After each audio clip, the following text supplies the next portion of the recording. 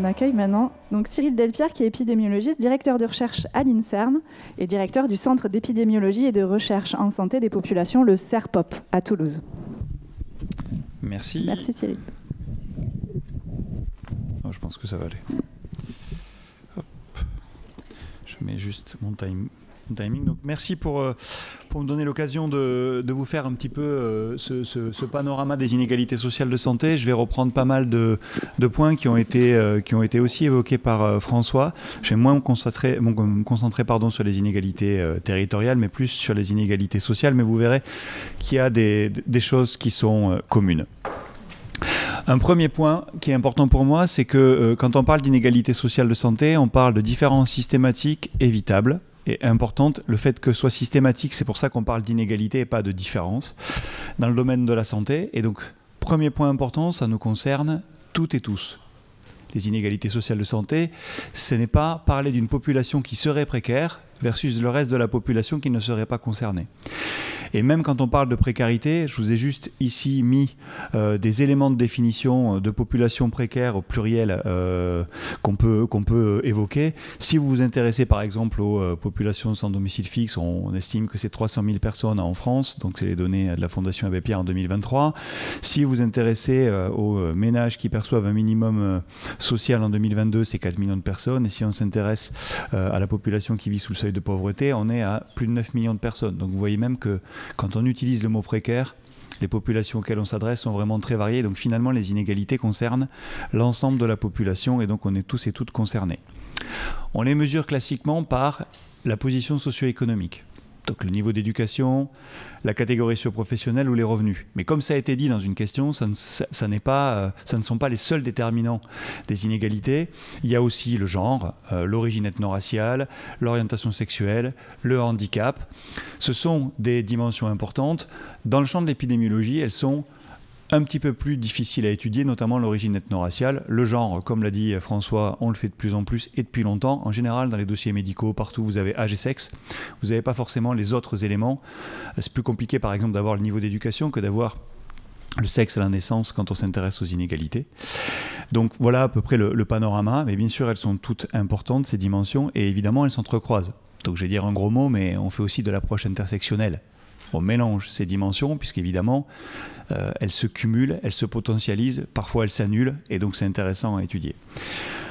Un deuxième mot important, c'est le gradient social de santé. Ça a été évoqué par François. Qu'est-ce que je vous présente sur ces diapositives qui sont un peu loin? En fait, vous voyez qu'il y a différentes couleurs. Ces différentes couleurs, ça représente différentes catégories socio-économiques. Vous avez le bleu, ce sont les cadres et professions intermédiaires pour le bleu ciel. Et quand vous allez vers le rouge, c'est artisans, commerçants, employés. Et gris, c'est ouvriers. Vous voyez que chez les hommes, comme chez les femmes, le plus haut, ce sont les cadres. Et les plus bas, ce sont les ouvriers. Et donc, vous voyez aussi que, ou vous ne voyez pas, donc je vais vous le dire, qu'on part des années 76-84, donc années 80, jusqu'en 2022. Donc, vous voyez que les inégalités, elles ont augmenté, l'espérance de vie a augmenté. Ça plafonne depuis les années 2010. Donc, ce n'est pas vrai de dire qu'on augmente encore l'espérance de vie d'année en année. Ça n'est plus vrai. Et on voit que ces inégalités, ces écarts entre les groupes, ne se sont pas réduits sur les 30 ou 40 dernières années. Donc les inégalités sociales de santé, ça fait longtemps qu'elles existent, on sait plein de choses et ça fait longtemps qu'elles perdurent, voire qu'elles s'accroissent. Et après, il y a un autre point sur cette diapositive, c'est que les hommes ont une espérance de vie plus courte que les femmes, on pourra y revenir, et c'est du genre, hein, c'est pas du sexe à la naissance, c'est pas génétique. C'est encore plus marqué avec le niveau d'éducation. Et donc c'est sur la droite que je voulais attirer votre regard. Ce sont des données récentes qui regardent l'évolution des inégalités depuis les années 90. Et on voit que l'espérance de vie à 35 ans entre les cadres et les ouvriers, quand vous regardez ce qui s'est passé chez les femmes, elle a augmenté modérément au niveau socio-économique, donc de 2,6 ans à 3,4 ans.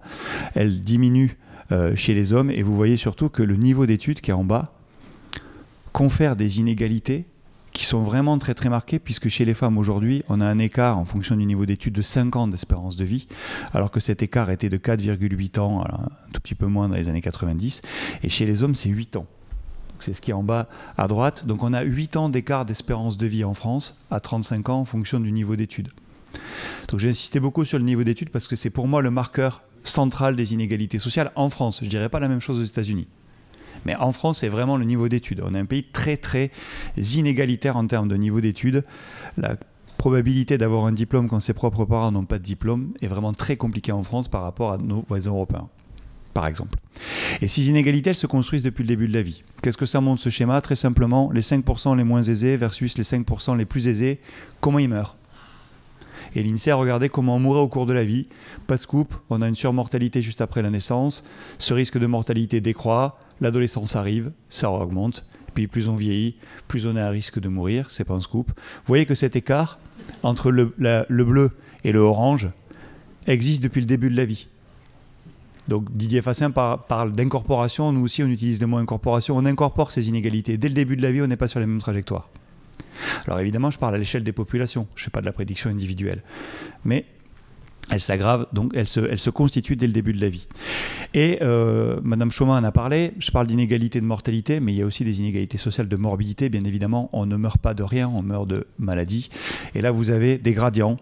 Donc vous voyez, ces droites-là, comme ça, ce sont des gradients. On a comparé le décile le plus riche aux autres déciles de revenus dans la population. Donc vous avez le décile 1, c'est le plus pauvre, 2, 3, 4, jusqu'au décile le plus riche, qui est le 10. Quand vous comparez ce qui se passe, vous voyez que vous avez des droites. Donc plus votre décile de revenus décroît, plus votre risque de maladie avec un S augmente. Et ces maladies, ici, vous avez, sur la droite, c'est les maladies du foie et du pancréas. Puis juste à côté, vous avez le diabète. Puis à côté, vous avez les maladies respiratoires chroniques. Puis à côté, les maladies psychiatriques. Puis les neurodégénératives. Puis les cardiovasculaires. Bref, vous avez des inégalités partout. Vous pourriez me dire, ah, la bonne nouvelle, c'est ce qui est à gauche. Ce sont les cancers. C'est super. Il n'y a pas d'inégalité sur les cancers. Là, je parle d'incidence. Et donc, il y a des cancers plus fréquents chez les personnes favorisées et moins fréquents chez les personnes favorisées. On pourra en discuter si vous voulez, c'est notamment lié à des dépistages. Mais quand vous regardez la mortalité, malheureusement, le panorama est toujours le même. Là, vous avez les inégalités de mortalité liées au cancer chez les hommes et chez les femmes. En France, par rapport au reste des pays européens, vous voyez que la France, sur la gauche, se caractérise avec des inégalités très marquées. On est derrière la Suède, la Finlande, l'Italie, la Suisse, l'Angleterre, l'Autriche, la Norvège. Donc si vous pensez qu'on est bon, c'est pas vrai. Et on est particulièrement mauvais chez les hommes. Et vous voyez qu'après, ces boules jaunes, grises et bleues, ce sont les niveaux d'études. Jaune, c'est haut, gris, c'est intermédiaire et bleu, c'est bas. Vous voyez que les écarts entre ces ronds sont notamment marqués en France. Donc, deuxième point, arrêtons de parler d'espérance et de moyenne. On a parlé de la sexualité des Français, je ne sais pas ce que ça veut dire. C'est un homme, c'est une femme? Ensuite, c'est quel milieu social? Quand on parle du taux d'obésité, Santé publique France a publié le taux d'obésité, on l'a eu par âge, on l'a eu par sexe, pas par catégorie sociale. Arrêtons de donner des résultats en moyenne, donnons ces résultats par niveau socio-économique. Et autrement, on dit quelque chose qui n'est pas vraiment représentatif de la situation. À quoi c'est dû ces inégalités? Elles sont dues à ce qu'on appelle les déterminants de la santé. Donc François en a parlé. Il y a les déterminants socio-économiques de la santé, pour faire simple. Dedans, vous allez y trouver les comportements. J'y reviendrai, hein, ils ne sont pas individuels. François en a déjà parlé. Environnement physique et matériel, les facteurs physiques, chimiques. Par exemple, l'air qu'on respire dans cette pièce lié à mon travail, est-ce qu'il est bon pour la santé, mauvais pour la santé? Les facteurs chimiques, ce qu'on va manger, les facteurs spatiaux, là on voit de l'herbe, on voit... voilà, tout ça, ça va jouer sur notre santé. Il y a aussi les expositions psychosociales qui sont liées aux relations sociales que l'on a, aux traits de personnalité, aux contraintes organisationnelles. On parle beaucoup par exemple de burn-out qui sont liées à la façon dont l'organisation du travail est menée, qui vont jouer aussi sur la santé. Les inégalités perçues aussi. Et enfin, vous avez l'accès aux soins, le système de soins, donc ce qu'on appelle nous biomédicaux pour être un petit peu plus large. Et on fait la différence entre le soin et la prévention qu'on dit médicalisée, qui vont être un accès au dépistage. Pour fixer les idées, les déterminants socio-économiques, ça a une influence majeure sur l'incidence des maladies. Ce sont les déterminants principaux du risque de développer une maladie. Ça a été dit par François. Quand on s'intéresse au système de soins, ça a une influence forte sur les prises en charge. Mais si on veut empêcher que les gens soient malades, c'est pas par le système de soins que ça va marcher. En France, on est basé sur « c'est pas très grave, les gens sont malades, on va les soigner ». C'est un peu notre modèle de pensée. Aujourd'hui, ça ne marche plus. Ça marche bien quand on est juste après-guerre, avec des maladies qui sont principalement des maladies infectieuses, qui ne durent pas longtemps en termes de séjour hospitalier. On n'y est plus du tout. Hein. C'est des maladies chroniques qui durent très longtemps avec une population qui vieillit. C'est plus du tout le bon modèle. On a parlé des comportements dits individuels. Ça, vous le savez autant que moi. Hein. Ça, c'est la prévalence de tabagisme depuis les années 2000, jusqu'en 2022. On voyait qu'à peu près dans les années 2000, on était tous à peu près autant fumeurs, je dirais, en fonction du niveau de diplôme. On était autour de 30%. Vous voyez les triangles, c'est aucun diplôme. Et ce qui est rose, c'est le niveau supérieur au bac. Donc vous voyez qu'ils fumaient pareil dans les années 2000. À peu près 25 à 30%. 22 ans après, qu'est-ce qui se passe ? La population qui a un niveau supérieur au bac a une prévalence tabagiste de 17%. Et pour ceux qui sont inférieurs au bac ou aucun diplôme, on est à 31%. Donc aujourd'hui, on a 15 points d'écart de pourcentage. Voilà ce qu'on a réussi à créer en 22 ans. Je suis provocateur en disant ça, mais la prévention qu'on met en pratique depuis 22 ans, voilà ce qu'elle crée. Si vous le dites en moyenne, vous allez dire c'est super, on a 25% de gens qui fument. Mais moi, ce n'est pas le bon sujet. C'est 17 versus 30. Et là, je ne vous parle que du niveau d'études. Ça marche aussi avec les revenus, ça marche aussi avec la catégorie socio-professionnelle. Si vous vous intéressez au chômage, on est à 45% de tabagisme aujourd'hui dans la population qui est au chômage. Je vous l'ai montré sur le tabac, ça marche aussi avec l'obésité. Là, vous voyez l'obésité depuis les années 97 jusqu'aux années 2020. Vous voyez que ça a tendance à aller vers le haut et la droite de la diapositive. Donc en fait, le taux d'obésité augmente. Mais il n'augmente pas de la même façon en fonction des groupes sociaux. Tout en bas, vous avez les cadres en rose, ce qu'on voit à peine. Et puis plus ça devient bleu, plus on a une catégorie socio-professionnelle qui est moins favorisée. Puisque tout en haut, vous avez les ouvriers. Vous comprenez bien qu'avec ce que je vous ai montré sur le tabac et sur l'obésité, ce ne sont pas les gens individuellement, eux-mêmes, qui décident de se mettre à fumer. Non, ils ont des comportements qui sont liés au groupe, comme l'a dit François, auquel ils appartiennent. Et donc en fait, cette notion de groupe et ce comportement dit individuel, c'est une erreur de le penser. Et c'est vraiment, ces graphiques-là sont très inspirants et la preuve que ces comportements ne sont vraiment pas individuels, au sens où des décisions purement individuelles. Je vais passer vite sur les comportements, je vais m'intéresser maintenant aux déterminants socio-économiques qui sont les environnements physiques et matériels. Là, vous avez une représentation de ce qu'on peut mettre dans l'environnement physique. Hein. Le fait de vivre dans une ville, le fait de vivre à la campagne où on est moins exposé à certaines pollutions, mais peut-être plus à d'autres, notamment par exemple les pesticides, la façon dont on travaille avec l'open space qui est en bas. Cette diapo est un peu lourde, je ne vais pas toute la lire, mais c'était juste pour vous dire que quand on regarde la littérature et quand on s'intéresse aux synthèses de la littérature, qu'est-ce que dit la synthèse de la littérature par rapport aux expositions liées à différents types de pollution? Que ces expositions, elles sont socialement différenciées. Ce n'est pas un scoop, il y a un lien entre position sociale, moins favorisée, et exposition chimique, notamment à la pollution de l'air. Donc il y a plus de risques d'être exposé à un air pollué quand on est d'un milieu social moins favorisé. Il y a plus de risques également d'être exposé à des températures élevées. Et il y a plus de risques d'avoir une qualité de l'environnement du bâti qui est moins bonne, avec moins d'accès aux espaces verts, moins d'accès aux services publics, une qualité du bâti qui va être moins bon. François l'a dit aussi, ça c'est assez nouveau en recherche. Il y a aussi une susceptibilité différentielle. C'est-à-dire qu'à même exposition, on n'a pas le même risque de faire des événements. On l'a bien vu sur les pics de pollution. Même niveau de pic de pollution, la population qui va aller aux urgences, par exemple, qui va avoir des troubles liés à cette pollution, va plus être observée dans des milieux socialement moins favorisés. Parce que comme elle cumule d'autres risques à côté, ce niveau de risque qui est lié par exemple à la pollution de l'air va venir se cumuler à d'autres risques et donc avoir un effet plus délétère. Si je le redis différemment, fumer 20 clopes par jour c'est mauvais pour tout le monde, mais encore plus quand on cumule d'autres risques. Donc ça c'est assez nouveau en épidémio, on essaye de l'étudier, c'est pas que simple à étudier. Voilà, mais donc l'impact de des températures élevées ou de la pollution de l'air est plus grand. Et bien sûr, il y a des enjeux en termes de recherche sur les types de populations, sur comment on combine ces expositions, mais j'en parlerai pas là, c'est pas le sujet du jour. Il y a aussi donc les expositions psychosociales qui sont pour moi le grand oublié quand on parle des inégalités. C'est le stress, pour faire simple. Donc c'est une activation de l'axe hypothalamo-hypophysaire. Je ne suis pas en train de dire qu'il ne faut pas être stressé, puisque le stress, c'est quand même une réaction de survie. C'est-à-dire que s'il nous arrive une menace, ici, il va falloir qu'on réagisse. Deux choses l'une, soit on se bat, soit on s'enfuit. Mais dans les deux cas, il va falloir que je mobilise mon énergie et que je m'y mette. Mais ça ne doit pas durer longtemps. Cet état-là, il ne peut pas durer longtemps. Parce que des chamboulements de l'organisme qui sont délétères. On se met en suractivation et si ça dure trop longtemps, c'est pas bon. Et donc le stress chronique devient problématique. Et ça a été démontré. Il y a des évidences d'un lien entre niveau socio-économique et stress biologique.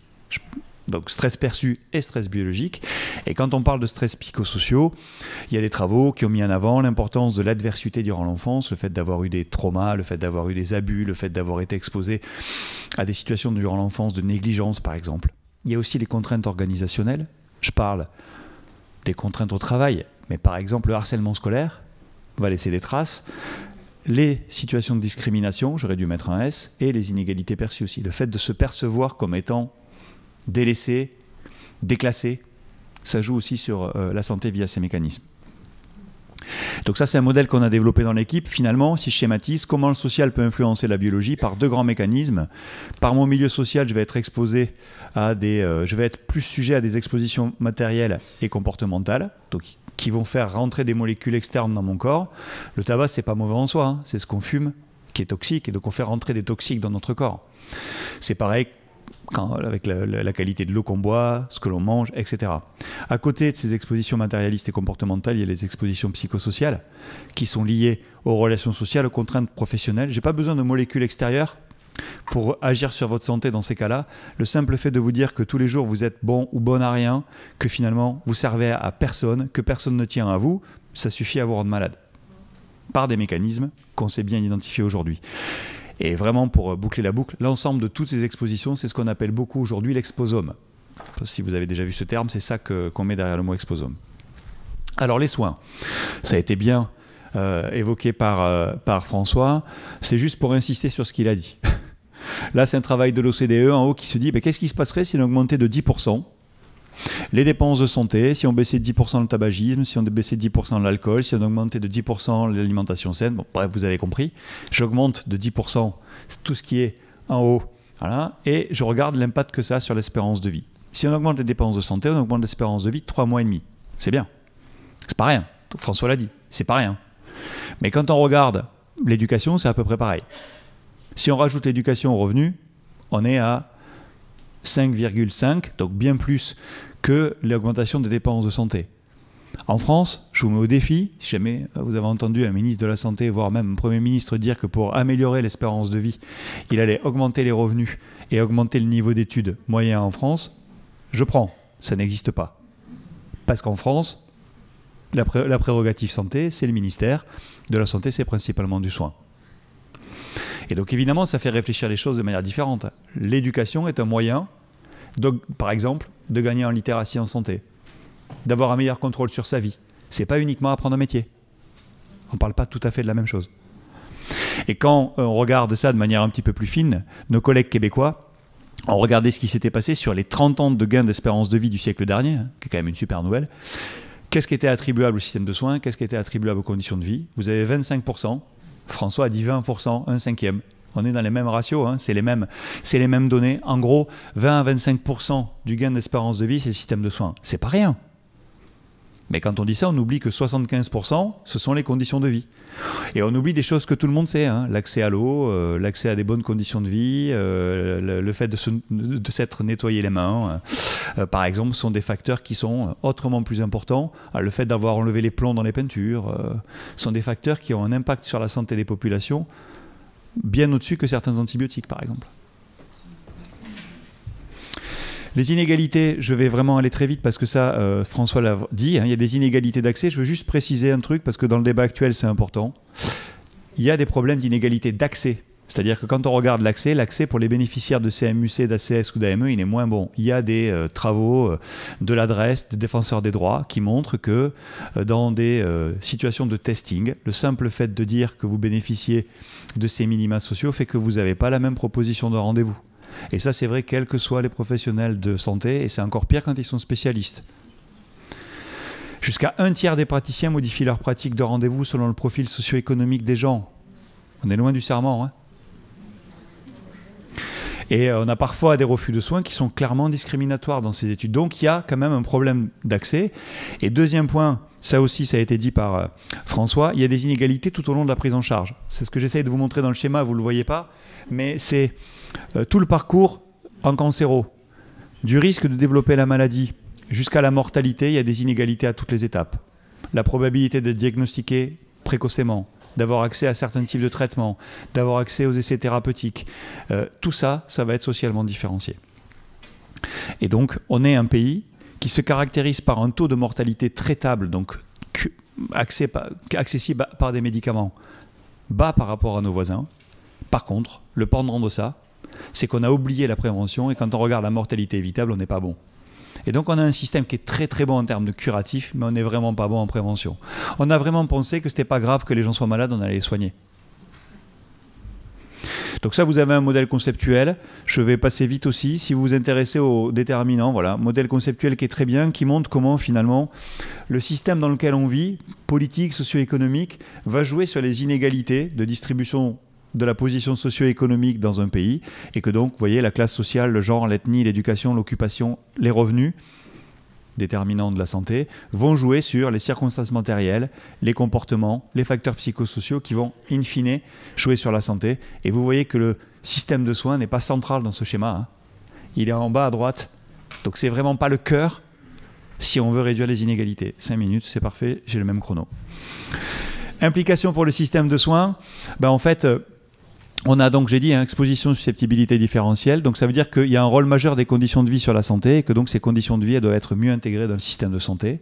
Ça doit être intégré dans la prévention, mais peut-être aussi dans la prise en charge. Il y a des travaux qui montrent que certains médicaments pourraient ne pas avoir le même effet en fonction des caractéristiques socio-économiques des gens. Par exemple, des antidépresseurs qui marcheraient moins bien quand on aurait été exposé à des troubles ou à des agressions, par exemple, quand on a été enfant. Donc, qui veut dire que peut-être, même dans la posologie, ça pourrait être intéressant de tenir compte de ces variables. Et ça nécessite de collecter les inégalités sociales de santé dans les systèmes de soins. Aujourd'hui, ça n'y est pas. Ah, je sais que vous l'avez dans un dossier médical, vous n'avez pas le niveau d'études et vous n'avez pas la CSP. Et quand j'en parle à mes collègues, ils me disent « Oh, c'est un peu intrusif. Je viens du VIH, c'est intrusif de demander le niveau d'éducation. » Par rapport aux questions qu'on pose sur la contamination, c'est assez marrant en fait. C'est juste que c'est compliqué voilà, c'est pas encore passé dans les mœurs, donc c'était un petit message à passer.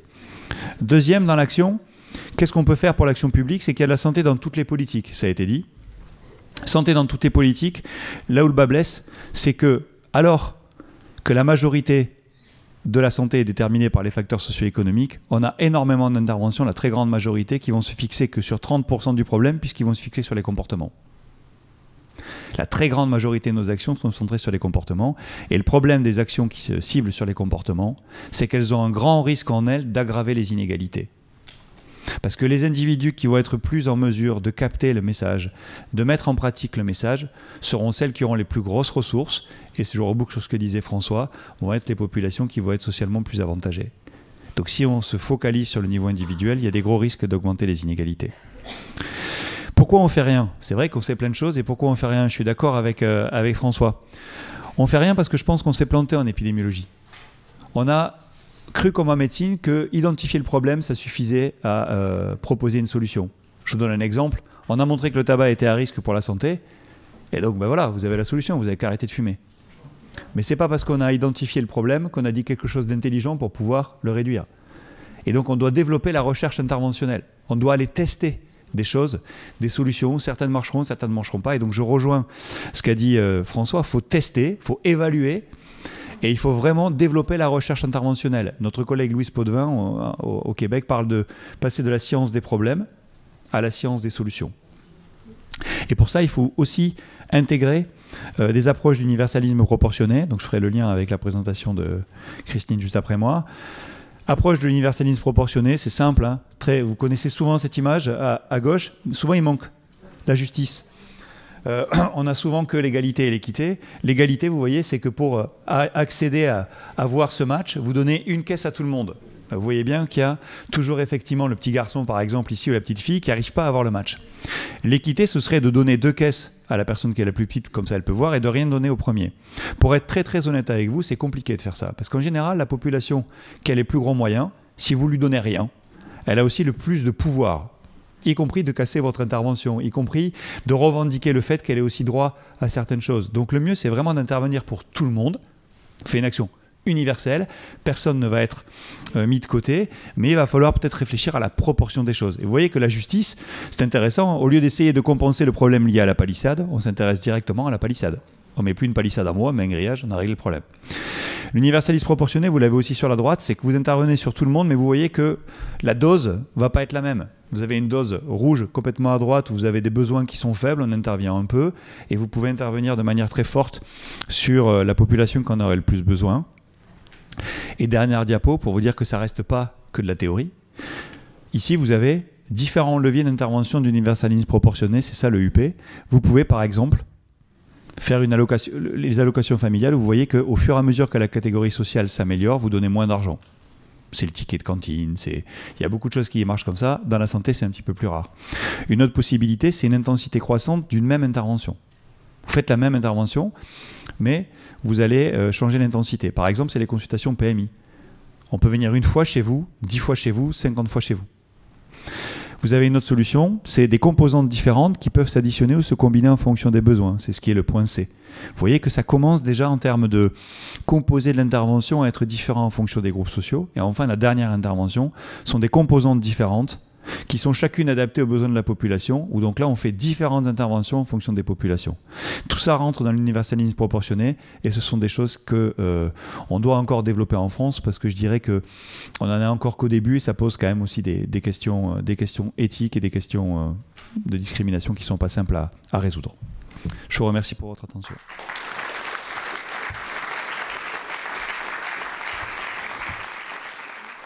Merci pour votre intervention. Je me fais relais d'une partie des questions.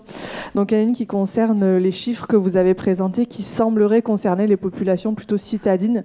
Est-ce qu'il y a des comparaisons ruralité-ville, est-ce que les comparaisons ruralité-ville, montrent plus d'inégalités sociales de santé en ville ? Elles ne concernent pas que les villes. Hein. Les publics, souvent, les données que je montre sont des données qui sont estimées au niveau national, donc ce n'est pas que les villes. Effectivement, il y a des problématiques qui sont liées, qui peuvent être différentes entre rural et urbain. Par exemple, les expositions physiques sont complètement différentes selon que vous habitez à la campagne ou selon que vous habitez en ville. Et donc, il y a effectivement de plus en plus de travaux qui tiennent compte de ça. Je rebondirai sur ce que disait François. Hein. Ce qu'on fait en épidémiologie, c'est que la distance, pour nous, c'est une notion de plus en plus relative. Par exemple, la distance, le fait d'habiter loin, c'est pas en kilomètres qu'il faut regarder ça, c'est en comment la personne le perçoit. Et donc, on fait de plus en plus de modèles dans lesquels on va mettre urbain, rural, les distances par rapport à différents services. Et dans ces modèles-là, aussi des données sociales pour regarder comment les choses se combinent en fonction aussi du territoire. Une fois que je vous ai dit ça, il faut être très franc avec vous. Disposer de telles données en France, c'est l'exception. Et pas la règle. On a toutes les peines du monde en France à croiser des données sociales avec des données de différents domaines. Donc rural, urbain, exposition physique, chimique, c'est extrêmement compliqué. Mais on le fait de plus en plus et les données que je vous ai montrées, elles sont à la fois rurales et urbaines. Mais effectivement, il y a des problématiques différentes qui méritent d'être investiguées quand les données sont disponibles. Une autre question, comment emmener la population à demander une meilleure santé environnementale pour amener les politiques à y réfléchir plutôt que de vouloir plus de médecins ? Merci pour cette question. C'est aussi une question que je me pose. Là, je vous parle de ça, mais vous êtes convaincus. Donc c'est très bien. Hein, mais j'aimerais me frotter à des gens qui ne me croient pas. À des gens qui ne sont pas d'accord avec ce qu'on dit. Et donc ces personnes-là, avec toutes les raisons, voilà, François l'a dit, hein, elles vont avoir toutes les raisons et les bonnes raisons. C'est pas parce qu'elles sont idiotes, stupides, je sais pas quoi, qu'elles réfléchissent de manière inappropriée. J'aimerais vraiment pouvoir discuter avec ces populations, mais comment on s'y prend, c'est difficile. C'est difficile de pouvoir parler de ces problématiques, finalement, aux populations qui sont le plus concernées par ces inégalités. Donc là, je prends. Hein. J'ai deux problématiques, je dirais, en tant qu'épidémiologiste. C'est comment je vais aller m'adresser aux populations qui sont les plus exposées. Et le deuxième, c'est comment je m'adresse aux élus. Parce que ça, c'est quand même une problématique d'élus. La situation dans laquelle on est, c'est difficile de dire que c'est la faute aux gens. Même là, même pour eux, la responsabilité individuelle ne peut plus être évoquée.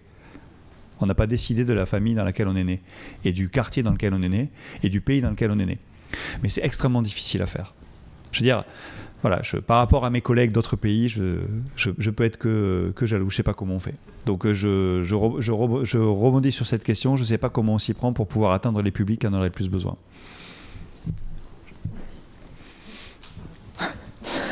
Une autre question, donc ne serait-il pas intéressant ou possible de travailler sur les déterminants des déterminants de santé ?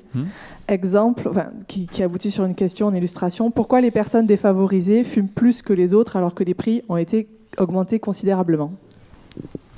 Alors, pour la deuxième partie de la question, je vous renvoie aux travaux de sociologie dont a parlé François. Hein. Pourquoi les gens fument ? C'est pas parce qu'ils sont cons. C'est pas parce qu'ils n'ont pas compris que c'était mauvais pour leur santé. La cigarette, elle a une fonction sociale. Parce que les copains font pareil, ou les copines font pareil, parce que dans le milieu, c'est comme ça, parce que dans la boîte dans laquelle on travaille, la pause s'appelle la pause cigarette, parce que, parce que dans la vie difficile, mon seul plaisir, c'est de fumer une cigarette et de boire un coup, et que si nous on arrive, et qu'on leur dit tout ça, il faut l'arrêter, et qu'on ne prend pas conscience de la fonction de ce comportement, on passe à côté du problème. On ne peut pas arriver et leur dire votre seul plaisir c'est la cigarette pour pouvoir gérer, pour vous aider à gérer la situation qui est la vôtre, et leur dire il faut arrêter de fumer quand même, et rien proposer derrière. Donc ça, c'était la deuxième partie de la question. Pour la première, sur les déterminants des déterminants, complètement d'accord. C'est pour ça que je pense qu'il faudrait qu'on travaille. Je parlais des élus juste avant. C'est essayer de travailler avec eux pour essayer de travailler en amont. On parle des déterminants structuraux qui structurent effectivement l'organisation d'une société. Et ça ne peut ne se faire qu'avec des élus. Et pour aller plus loin, je pense que la bonne maille, c'est la mairie. Comme mon accent me trahit, je viens de Toulouse. J'aimerais pouvoir travailler avec la mairie de Toulouse parce que je pense que c'est une bonne maille.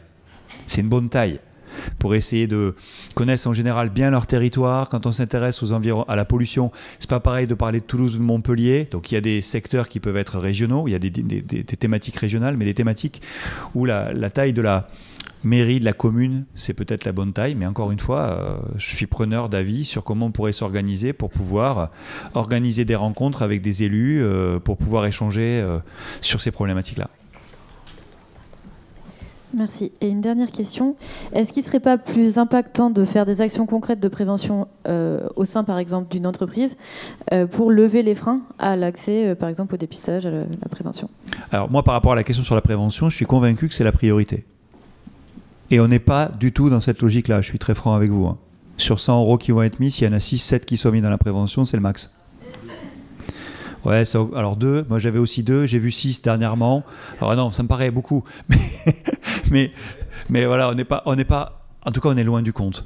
Mais par exemple, la stratégie décennale en cancérologie met en avant la prévention. Mais le fait que les progrès doivent être bénéfiques pour tous. Donc, il y a aussi une dimension d'inégalité. Donc, je suis convaincu qu'il faut faire de la prévention. Et pour répondre à la question, oui, dans les entreprises, ce serait une très, très bonne porte d'entrée. On est souvent très branché sur l'école, parce que c'est des populations qu'on appelle captives. C'est pour ça qu'on peut travailler à une échelle. Voilà, vous êtes un groupe ici, on pourrait imaginer quelque chose. Écoutez, avec les professions, c'est pas simple. Comme vous le savez, à Toulouse, il y a Airbus. Ça fait des années qu'on s'y casse les dents. Dire on aimerait faire la formation à tout Airbus et pas que dans les bureaux d'études, tout Airbus pour pouvoir aller leur parler de tel sujet ou tel sujet, en fait c'est pas simple. Donc je pense qu'après il faut qu'on continue d'insister, mais c'est une très très bonne idée de travailler avec les médecins du travail, ils sont pas beaucoup, ils sont en situation difficile, et de travailler de plus avec les entreprises, vous avez complètement raison.